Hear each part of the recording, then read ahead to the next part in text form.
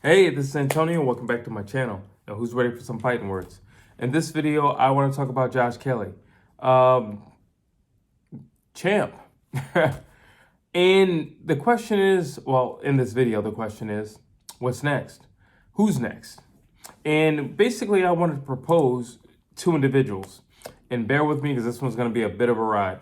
Really quick, if you like the videos, please take the opportunity and the chance right now to subscribe to the channel and be a part of this growing family. And also, while you're at it, hit that thumbs up button and like it. Let's jump back into this video. So I have two people that I think would make amazing fights. And quite frankly, they've been brewing for some time. I personally feel as if they should have been made already. So the first is Florian Marku. Who doesn't like this dude? Who doesn't like the guy? Who doesn't want to see the guy fight? I think he's an amazing fighter. I think he puts it all on the line. I think he's very passionate about combat and about combat sports. And you're never going to be bored. He's going to give you your money's worth, and he's coming to win. He's not coming to be a gatekeeper. He's not coming to, try to capitalize on something to set up a second half of his life or something like that. He's coming to win. These guys, why not? There was talks, at least from Florian Marku, some years back, I'll probably say like 2 years back, where he said he wouldn't mind fighting Josh Kelly.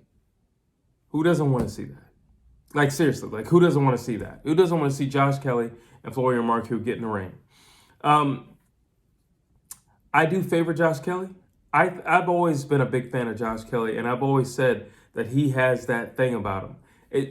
Listen, some things you can teach, and some things simply develop over time because it's already in you. Josh Kelly has that thing that you cannot teach. It's a fighting instinct that either you have or you don't. It's a prowess that either you possess or you do not. And he possesses it. I know I'm going to say something, and I know a lot of people are going to be like, oh, that's not true, and, how dare you? But I think he has a lot of what Roy Jones had. And basically, I mean in essence.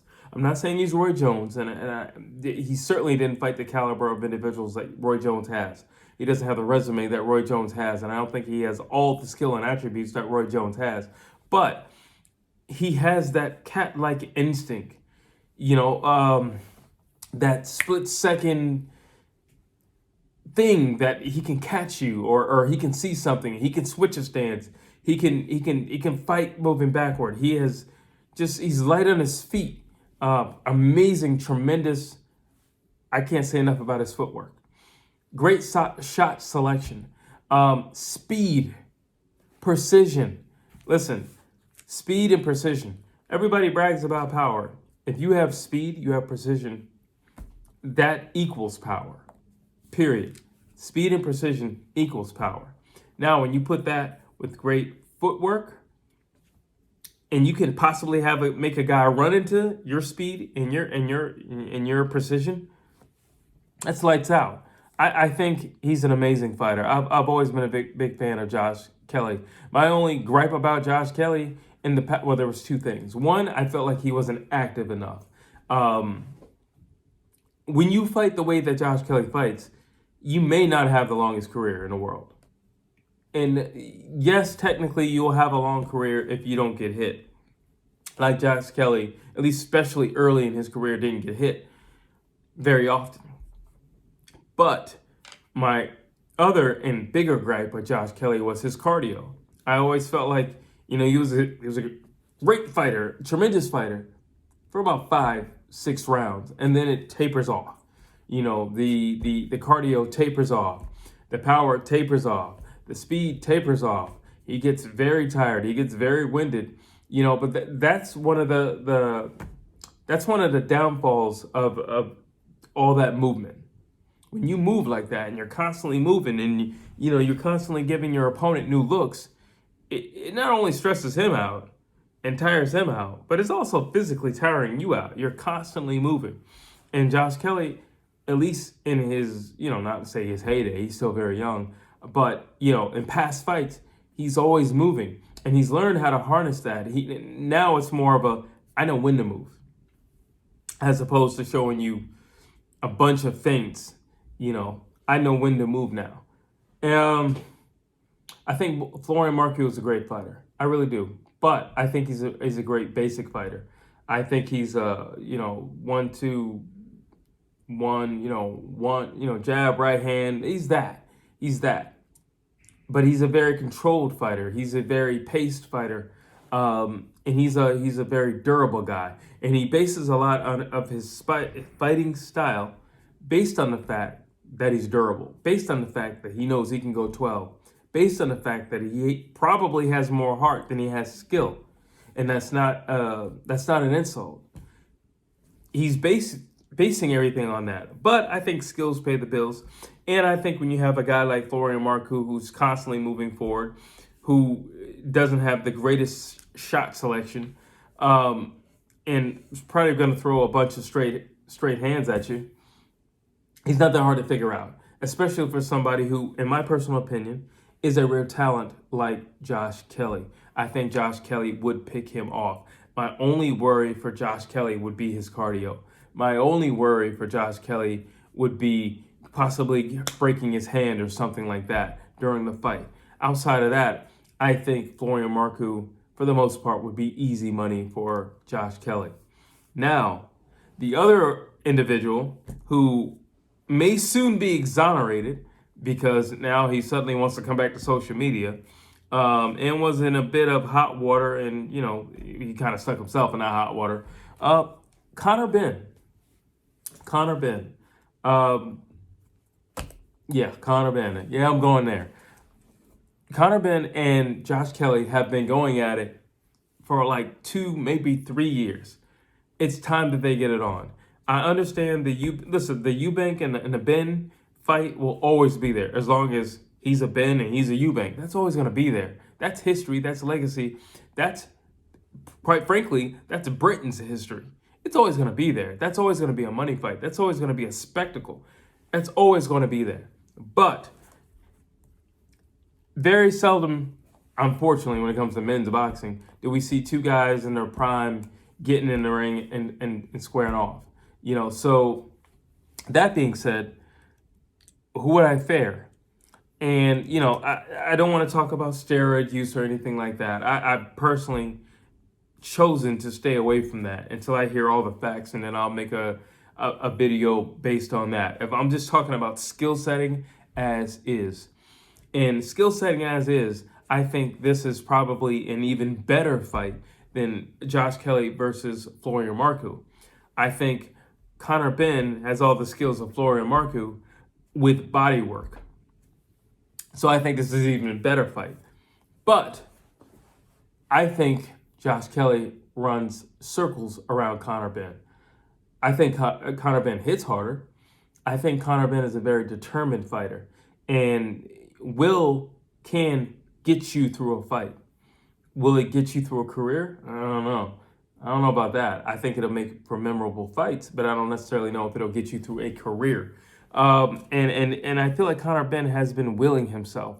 And it's kind of hard to talk about Conor Benn without bringing up the steroid use, but I'm not going to do it because it just makes you run the risk of saying, well, did he legitimately win those fights? Well, that's neither here nor there because this is basically at this point a fantasy matchup.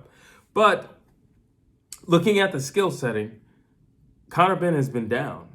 He's been down more than once. Why? And it's always typically for the same reason. Yeah, he got hit hard, but it was punches that he ran into. He was too anxious. In his last, I would say 2 fights, Conor Benn has slowed down in his pace, and he's learned the art of patience. Now, that's a good thing and a bad thing. It's a good thing because he won't run into something with the likes of a Josh Kelly, who is, in my personal opinion, and I am saying in my personal opinion, is a wizard in the ring. But it's a bad thing because now you're going to go at his pace and not your pace. And Conor Benn is a stalker and likes to smother you and cut the ring off.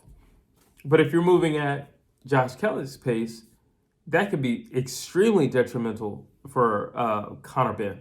And at that point, he does get picked off. He gets picked off round after round. He's definitely not faster than Josh Kelly. I don't think he has the fighting instinct as Josh Kelly, and I don't think he has the punch selection as Josh Kelly.